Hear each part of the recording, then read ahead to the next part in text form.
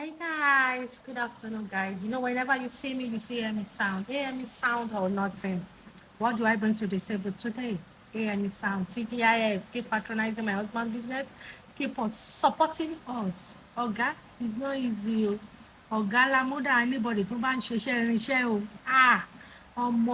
See the irinṣẹ́ wey bóyè bet just ja. Oh mad.